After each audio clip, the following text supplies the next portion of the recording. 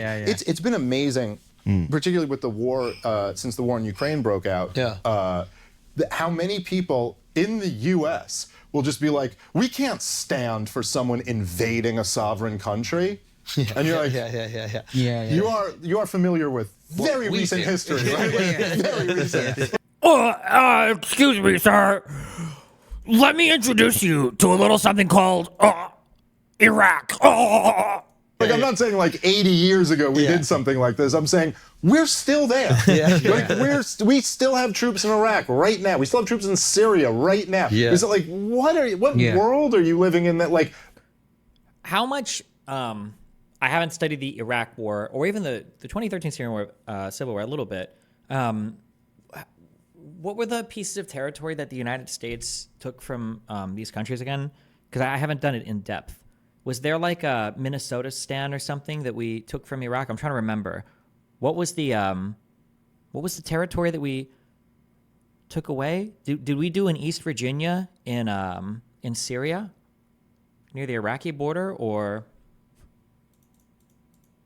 didn't we rename one of the countries around there after a state, Georgia or something? Maybe, was that it?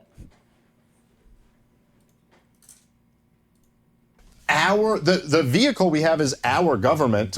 So what, you think that's DC's motive? Is that they're just like, we just can't stand by while someone invades another country? So what is your solution?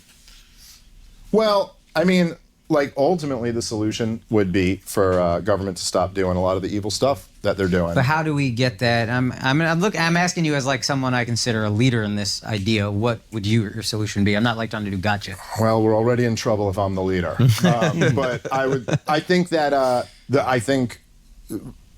really think that propaganda is incredibly powerful, like as I was saying before. And I think the fact that like there's so many like shows with huge audiences now that can kind of like shine a light on all this stuff, I think that's really powerful. So in short, I think like telling the truth is very, very powerful. And then in terms of what would actually roll back kind of government corruption, I don't know. You know, I mean, I think there's something going on. We have not figured it out yet, but I'm not saying anything positive about how Donald Trump actually governed, but the fact that there was so much hunger for a Donald Trump-like figure, I think shows something of people waking up. I think even Bernie too. Bernie was on both sides. I have no idea what's going on. There's something that's playing a low frequency every time he speaks. Bobby Kennedy, like all these guys. I'm not just saying this because I'm Indian. Vivek. Oh yeah, 100%. Vivek Ramaswamy was like. I mean, he took. I love Vivek. I love Vivek because he's Vivek and RFK are like your easiest retard proxies in all of recent media. Like, you just ask somebody like, oh, what's your opinion on like RFK or Vivek? And if they give you any remotely positive answer, you know that you can safely ignore every single thing this person has to say about basically every single thing in life, because this person is probably I love these people as proxies. Oh God.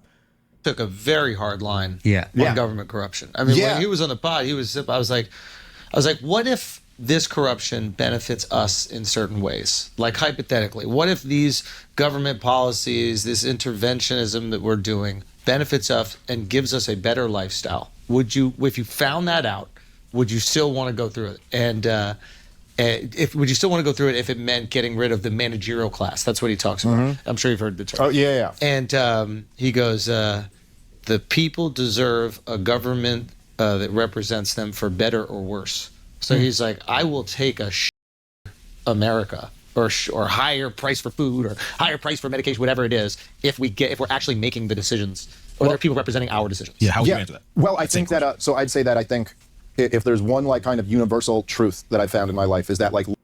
Is he going to say less government means more freedom means better people? I hate libertarians. They just should never be invited on to talk about politics at all. It's just a waste of time. They never have anything of value to say. Lying to yourself is destructive. I think lying. Okay. It's worse than lying to other people. And lying to other people is bad too, but lying to yourself is like the most powerful, destructive thing you can do. And so if it were the case that us going in, mass slaughtering a bunch of people in Iraq and Libya and Afghanistan and Syria and Yemen and Somalia and all these places, that gave us a higher standard of living. Then let's look ourselves in the mirror and have that honest conversation. Is that who we are? Is the role of the United States of America that we are the world empire and we're going around to take your shit and give it to us? And if you want to have that honest conversation with yourself, and then how is he libertarian and pro-Trump?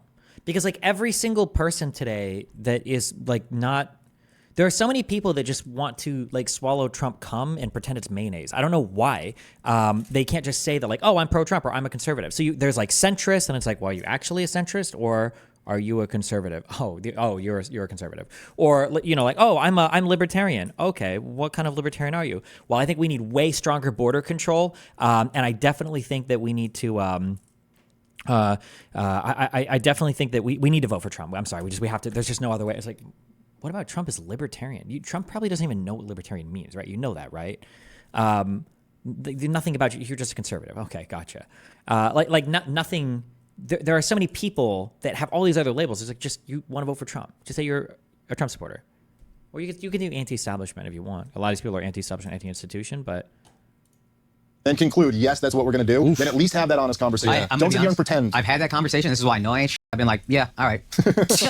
My life is much better. So either I can leave or I can just accept this is what it is, and I ain't leaving. Well, fair enough. Unless there's another empire coming, and I'm jumping ship. That's the first step would be to ask that question. But I just don't believe that it's true. I think that it has made there's special interests that have benefited tremendously off of all of those wars. But I don't know. I mean, I'm like looking around the country. It's like, no, I don't think this has been good for not only our economy, but just like our soul. Yeah. I don't think it's, I know it's a Biden thing. He said the soul of the nation or whatever. I agree. But there's something to that. You want people to be proud of the country they're living in. I think American pride right now is at an all-time low, and you got to give them something to be proud of.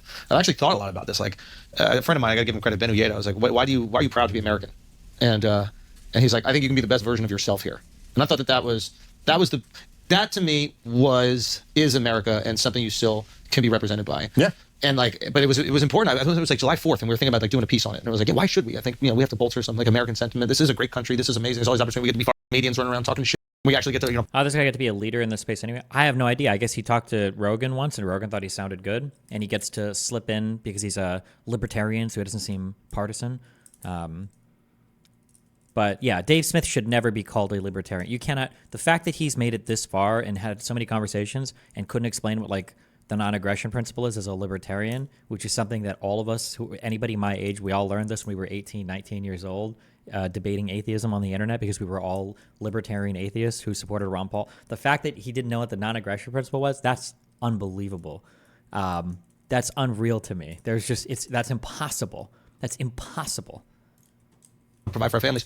But he brought that up, and he was like, yeah, we can be the best version of ourselves here. Yeah, I mean, I think that's always been the best thing about America is that you could kind of be the author of your own story, and you can kind of like, it's never been perfect, never will be perfect, but it's like, you could like make something of yourself, and I think we very much take it for granted.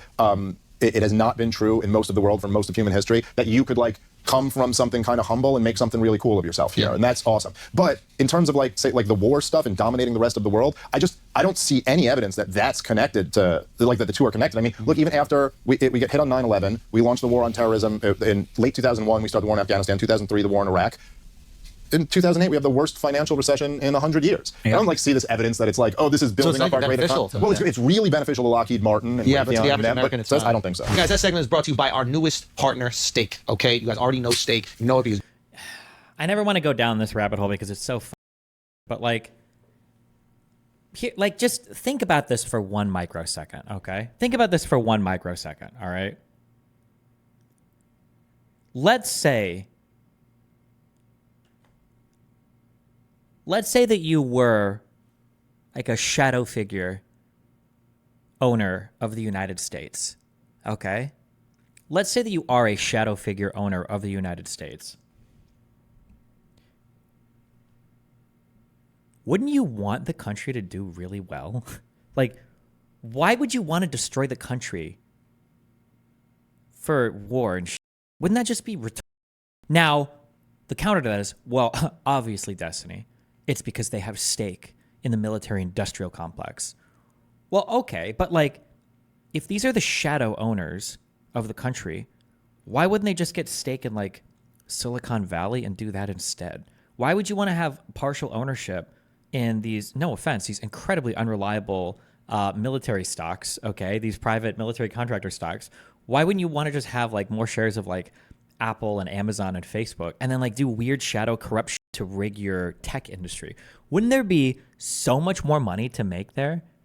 Wouldn't that be way better if you were the shadow guy pulling the string? Like imagine like, okay, I have secret control of the United States. What am I going to do? Okay, well, I could take 5% in the military-industrial complex, start worldwide wars that undermine our security domestically and undermine the view that people have of us internationally, and potentially put us on a path towards, the destruction of, at the very least, the established world order that we're basically the head of. Or I could just take like 5% in all of our tech stocks and just spam bots to every other country in the world to destroy their internet services or something. Like, wouldn't you want to do that? Like, how does it make sense you would do it through war? That's such a cringe, low-profit way of doing things. I don't know.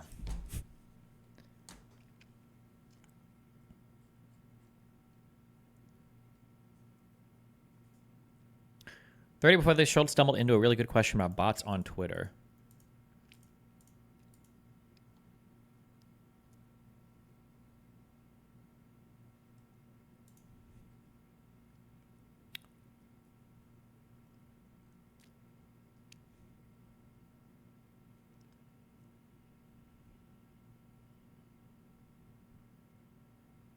Candace, I'm so curious what he has to say. Oh, I think he's Jewish, and does he support Israel? I have no idea. I don't know. I don't remember what his position was. No, he's like a weird Palestinian simp, right? What do we have to say about Candace? Well, actually, can you say how this all started percolating? What this last week, I think we saw it, reach a zenith, as Akash would say. Well, with the Candace stuff specifically, I mean, she's has really touched a nerve. Let me tell you something. I'm terrified of Candace. I hope that she does not fixate at all, have a fixation with me at any point in time. And if she does, I apologize, because she will not let it go. Have you met her? Do you know Candace? No. She's like the sweetest lady. Like, you meet her, she's just like a total sweetheart. It's very weird, though. Black people are happy she got her eyes off of us right now. Oh, she'll be back. I hate it. Also, like, just because somebody's nice in real life doesn't necessarily mean anything, right? Especially if they're a scammer. People would say this about the Tates all the time. The Tates are so good. They're so nice. They're so personal. They're so funny. Yes, if you do sex trafficking, that's kind of the whole point, right? It's like meeting a scam artist to be like, the guy actually, he's like a pretty solid dude. He seems like pretty cool. Like, he's like really funny. He's personable. Like, I don't know, man. He's kind of convincing. Yes, he's a scammer. That's his job. Yeah, no shit. Thank you. Enjoy your moment while she's focused on us. No, she's Thanos, bro. Like, she does not play. She will read every book. Well, like, she's very smart, and she dives deep into things. And no, she doesn't. No, she isn't. And no, she doesn't. Candace diving deep. So, have you guys ever heard about this, like, one thing that's the most popular Nazi talking point of all time? Well, I read the first sentence on Wikipedia about it, and man, that's pretty crazy, ain't it? This is your job, motherfucker. What are you doing? What? Like, give us some original research, or at least read anything about this. She's diving right now into some wild conspiracies that I don't really know. Like, I don't know enough about whether she's right or wrong or whatever. Yeah. But there is something that I got to say to, like, like to the thing you're alluding to there. It's like there are so many of these conservative types, the Ben Shapiro types, who. Nice that we backed off of Candace immediately so we could simp for our friend, and then we refocus on Ben Shapiro, the person that she hates, and a person that you can hate. Nice. And Candace was taking the gloves off with black people. They were all like, you know what I mean? And like, and look, it's okay to take the gloves off with all groups of people sometimes. Sometimes you need tough love. But when she was like, and Ben Shapiro himself will take the gloves off with black people and be like, oh, listen, you want to know why you have this? Because you're committing too much crime. You're committing too much crimes. How about you stay married? How about you don't have kids out of wedlock? How about this? But as soon as what I'm going to say is, so he was nailing it. And then, no, but then it's like, if you direct. Doesn't Destiny always brag about being so nice in person? That's in response to other people saying I'm a piece of shit in person. What? That's never as an excuse for my political views. What do you mean?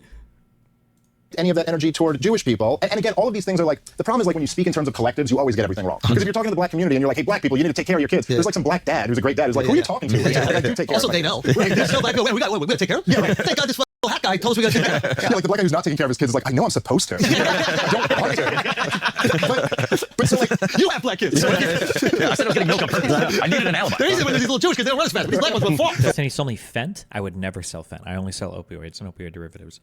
Come back and goes, yeah, it's easy when they're little white kids. Sure, I take care of them. But like again, like look, but what Ben Shapiro would say to that, right, is like, okay, but I'm not talking to those people, but we're talking about statistics here. And it's like, okay, fine, but look, then in this situation, where for the last 10 months, the state of Israel has just been like mass slaughtering these captive people in the most horrific way. But as soon as you take the gloves off with them, it's like, all of a sudden Ben Shapiro's the woke. All of a sudden he's the same thing that he's been railing against the whole time. I'm offended. Safe space on college campus and all that. So I'm so disgusted. Don't care about your feelings. Yeah, that guy. They do. All Mr. Free Speech. So I'm so disgusted with that. And I think what Israel's doing is totally wrong. But then, of course, with all these things, there are excesses on the anti-Israel side. And I do see that all over Twitter too. I mean, in my replies, people who are trying to back me up, first of all, I'm Jewish. So I'm probably not going to love your gas all Jews comment. then second of all, you didn't like DEF CON 3 on the but then you're one of the good ones. Yeah. Which, like, listen, if it ever goes down, I'll take it. But for now, I don't need it. But then it's like, you're also like, do you think you're helping me? Yeah. Like, do you think you're helping the argument right now? Because no, you're making us all terrible. I think what you do well, and I think what anybody who's actually pro-Palestine should do is really stamp out anti-Semitism. Be like, yo, we're not doing that. Yeah. Israel and Jewish people are different things. I don't support Israel's doing Jewish people. No issue with you. It's a government. 100%. Especially because that's the tactic of all the pro-Israeli people. So you're almost embracing their whole thing was that they go, oh, you're criticizing Netanyahu. Well, that's because you hate Jews. Yeah. And then it's like, so if you hand them that also, you're falling right into their trap. It's the same thing. It's always the same with all these like weird, there's always like these kind of movements that seem like they're enemies, but they weirdly help each other. So like something like Charlottesville was like the best thing for MSNBC.